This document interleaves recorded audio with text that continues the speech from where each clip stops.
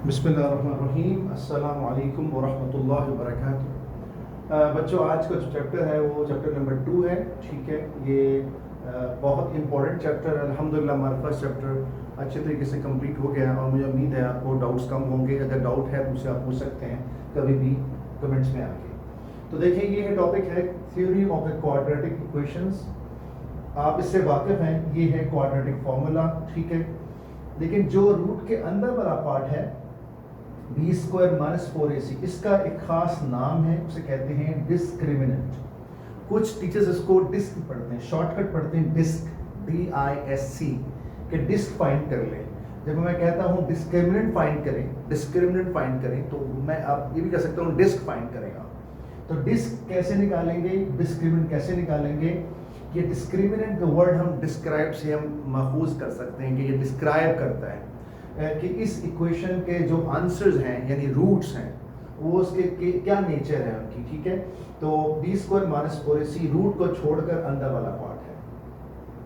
और इसका टॉपिक का हेडिंग हम नेचर ऑफ रूट्स भी कह सकते हैं। ठीक है, नेचर ऑफ रूट्स भी हम उसको कह सकते हैं कि अगर ये value B square minus 4ac की वैल्यू 0 आ जाए, यानी यहाँ पे इस तरह नंबर्स आ जाएं, इनका नेट आंसर 0 आ जाए, तो हम कहेंगे कि जो रूट्स का मतलब क्या होता है बच्चों? Answers, solutions.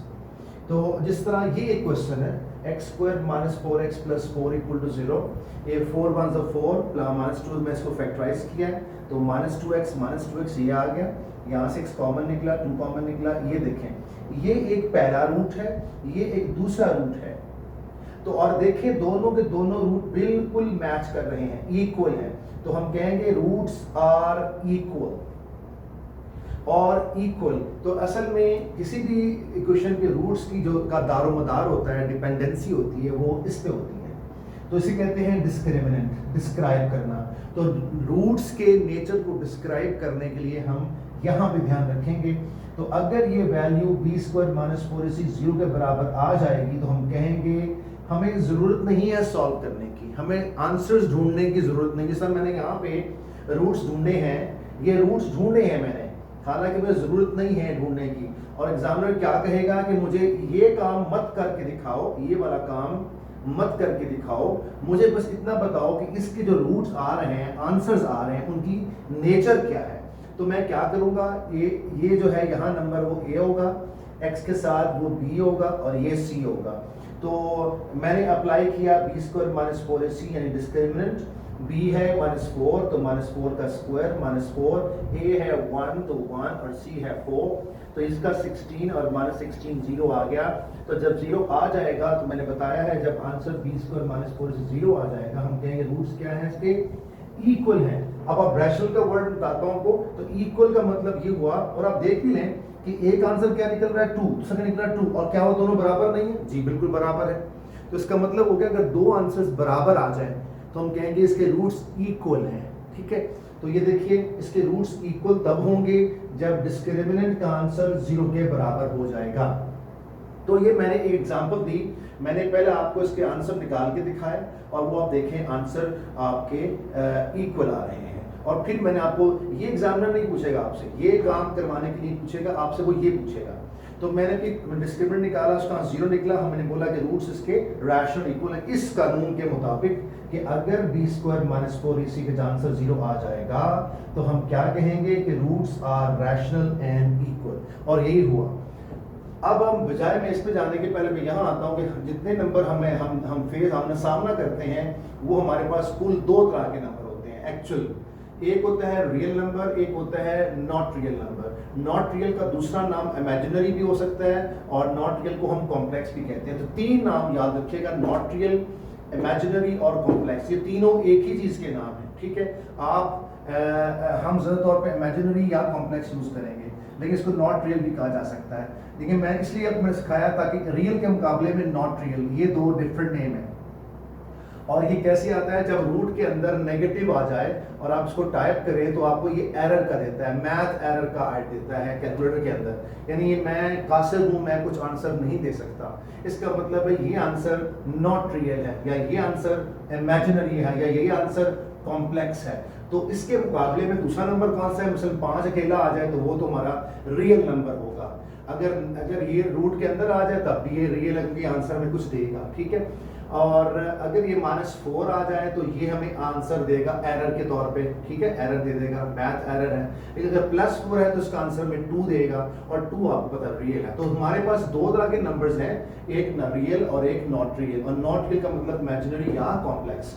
और रियल में हमारे पास दो नंबर्स होते हैं, एक रैशनल एक इरैशनल। ये रैशनल क्या होता है, जरा सुन लीजिएगा, P/Q फॉर्म, यानी जिसको मैं P/Q फॉर्म में लिख सकूं, ठीक है। यानी कि मसलन 5/3 मान ले 2। अब 2 रैशनल कैसे है, इसके नीचे कुछ नंबर नहीं है तो 1 है, तो P/Q फॉर्म तो हो गया ना, ये P है ये Q है, तो ये बन गया रैशनल। 5/3 ये भी रैशनल। हाँ, अगर आप √2 कह ले तो इसको आप टाइप करेंगे तो ये आपको 1 पॉइंट चलता जाएगा, ये कभी भी P/Q फॉर्मेट में नहीं आ सकता।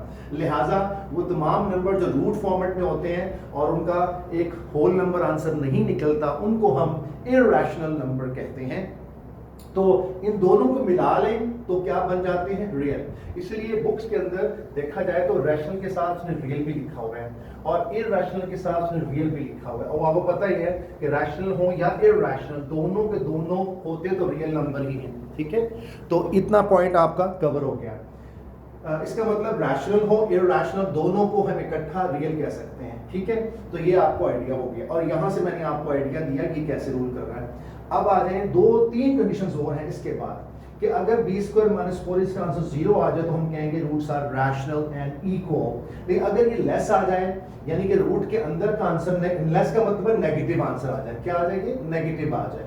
तो अगर नेगेटिव आ जाएगा तो रूट के अंदर नेगेटिव का मतलब क्या होता है, मैथ एरर आएगा। इसका मतलब है कि नॉट रियल, मतलब इमेजिनरी या कॉम्प्लेक्स। और पढ़े क्या लिखा है, रूट्स आर इमेजिनरी और कॉम्प्लेक्स, ठीक है।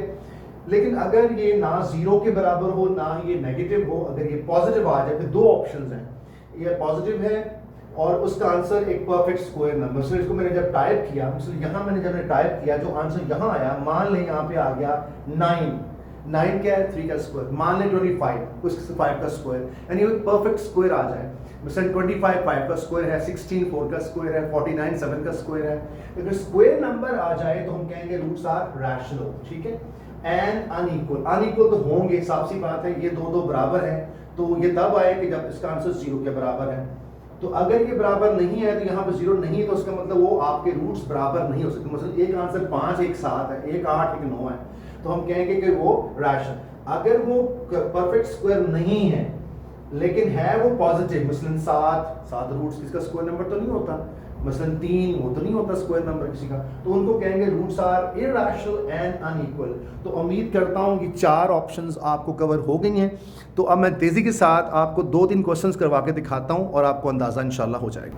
जी बच्चों, ये क्वेश्चन है एक्सरसाइज 2.1 का, और इसमें देखें a क्या है, यहाँ पे 2 है, b यहाँ पे है 3 और c आपके पास 7, ठीक है। अब मैं यहाँ पे डिस्क्रिमिनेंट निकालूंगा और देखते हैं क्या आता है।